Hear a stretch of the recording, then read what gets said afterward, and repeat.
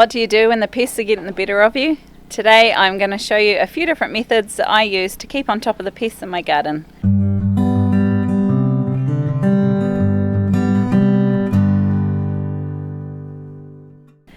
G'day there, I'm Dana from Pewakaka Valley Homestead. Today I have discovered that I have aphids on my broccoli, I have some kind of beetle eating some of my plants in the tunnel house, and I also have rust on my garlic. So today I'm going to talk about these three things and what I'm doing about them. In our garden we try our best to use organic methods as much as possible, and so first off we're going to tackle these aphids. And this bottle here is not what it says it is. It's just a bottle that had some spray, cleaning spray in it, but we've used that long ago. And now I have got a teaspoon of dish detergent, 2 teaspoons of baking soda and some water just filled up to the top, and have given a good shake. So what I'm going to do, this is the second coating I think I've done for these aphids. The way it works on the aphids is it breaks down the outside coating on the aphids and it dehydrates them. So it's an organic, easy way to deal with aphids, and it can do sort of a small to a moderate infestation just by reapplying it sort of a couple times a week for a couple of weeks. How you know that you have got aphid infestation happening, usually you'll find that your middle bits of your plants are looking a bit munted, for lack of any other word. They kind of curl over. The plants will be small. These have also got some slug damage happening, or caterpillars maybe. And then the telltale with the aphids, of course, is the aphid bodies, which are these little grey fellas down in here. And sometimes an infestation is so bad that you can't even see them, because actually the whole thing is covered in aphids. Look over here, this is a particularly bad patch. All that grey stuff there, they're all aphids. You can just crush them if you want. If it's a really small infestation, you can just spray them off with a hose. But I'm going to be spraying them all with these, because as you can see, some of them are starting to heart up already. And I'd like to give the broccolis the best chance they have to make me a decent amount. So to use this spray, all you really have to do is just give everything a really good dousing with it. And you want to be getting into all the wee cracks and crevices, up underneath the leaves and everything. Just give everybody a really good soaking. The worst thing about this method is you get cramp in your hand.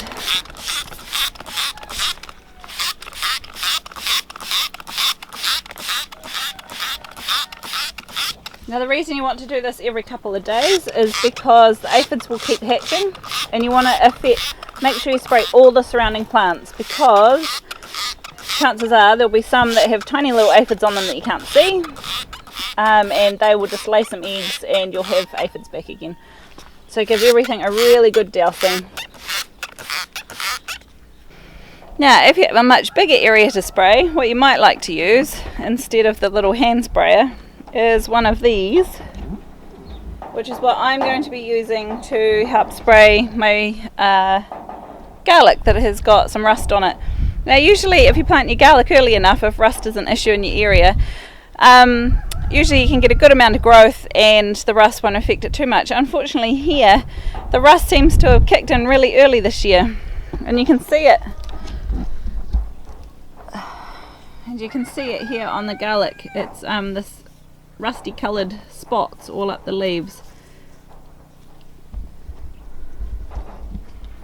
Now luckily my garlic is quite well on already in growth, because we planted it quite early. So the rust doesn't seem to be affecting the plants too badly, but I am going to give it all a bit of a spray with some copper oxychloride to give that a go and see if that helps it. I do know that if the rust gets too bad, it can limit the size of the bulbs that develop, so I thought it's worth a try to see if that helps. Another thing you can do is what I've done with these ones down here, which is about a week ago. I just snipped off all of the leaves. I just whacked them all off down here, and you can see they've grown back really quickly. These here on the other hand have been affected by it. These are an elephant garlic, and it's obviously affected it quite a bit more strongly. So some of the elephant garlic at the back there is growing really big and fine, And then some of these ones are just not doing well at all. So these ones here are normal garlic that I've cut the old leaves off, the rusty ones, just to see how that works, and that seems to have helped those. So I'm going to spray these fellas over here with the copper oxychloride and see how it goes. You can see in here how the rust is starting to burn off some of the leaves. So I'm going to give them a really good dose. This stuff, it looks similar to, do you remember copper sulfate from high school doing science experiments? It's kind of quite similar. And so you mix it with water to a slurry like this, and then you add it to some water and just spray it on until everything's really well doused.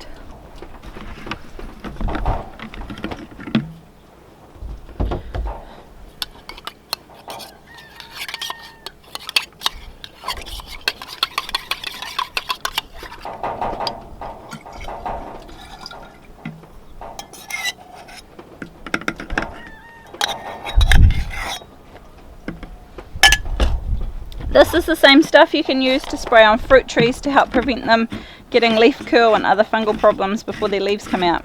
So it's quite a helpful thing to have. It is just some copper, it's nothing too exciting, nothing particularly toxic, there's no withholding period or anything.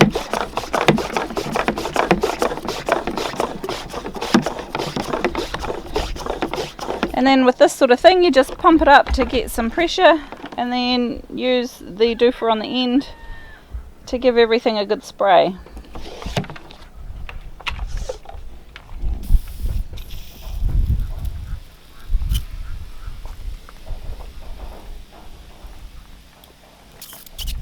You want to be sure that you soak all the leaves really well, which is why I've mixed up a whole lot of it.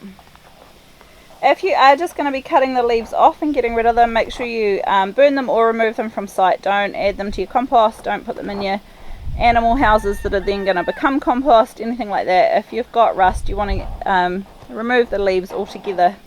These ones here I presume are probably a bit too far gone, but I'm going to spray them anyway.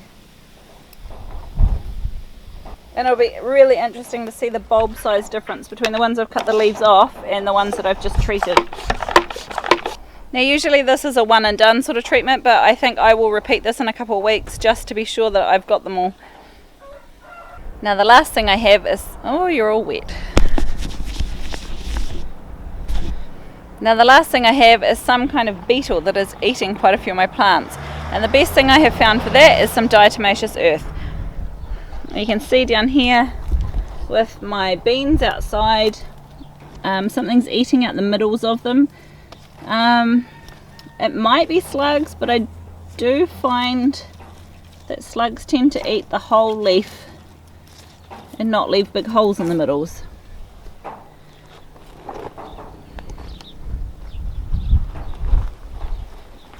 The other thing that they're eating is my potatoes. However, I'm not worried too much about those because, as you can see, they are doing rather well. So I'm not going to worry about those. But the one thing I have been protecting, if we get ourselves into the tunnel house, I'm stuck. The one thing I have been protecting in here with some diatomaceous earth is my capsicums. They've been eating holes in the tops of those, whatever it is that's doing it, as well as my cucumbers and melons. So you can see here they've had a right attack from those, but since I've been putting the diatomaceous earth on, everybody seems to be getting a little new growth, except for that one, which is obviously well hit it.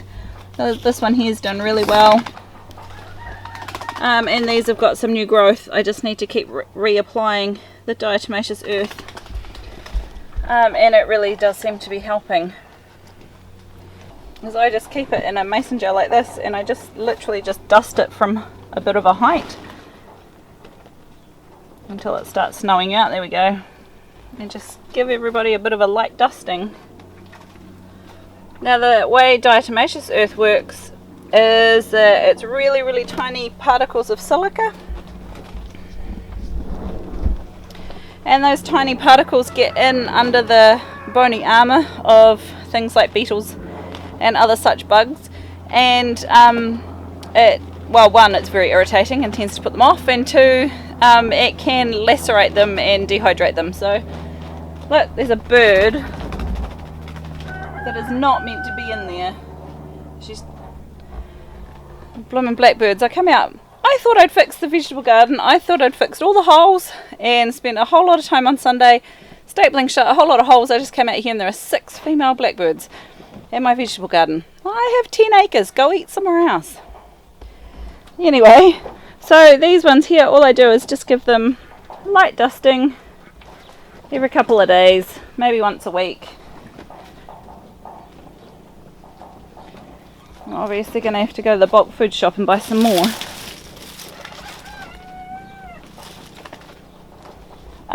But I have found that this diatomaceous earth has really worked. It's significantly reduced the amount of damage that these plants are getting. So I'm really happy with that, because I was a bit worried I was going to lose all my capsicums like I did last year.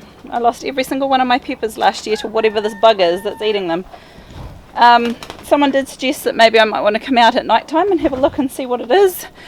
But when night time comes around, I always forget.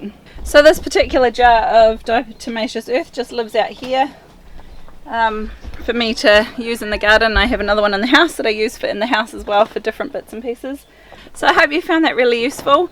I'm hoping that keeping these bugs at bay will give us a much bigger harvest. We are part of the SHEDWARS21.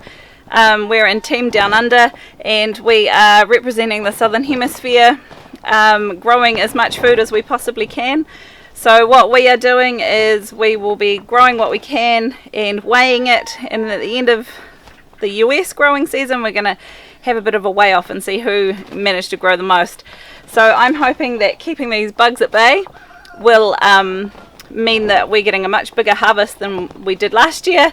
And if you want to check out the rest of those SHEDWARS videos, I'm making a playlist of mine, but if you just search for the hashtag SHEDWARS21, you'll be able to keep up to date with all the latest videos from all the other people. That's all from me. I'll see you in the next one. I thought I had securely pegged down all along here, but obviously they've got in along here somewhere, and now they're trying to get out it.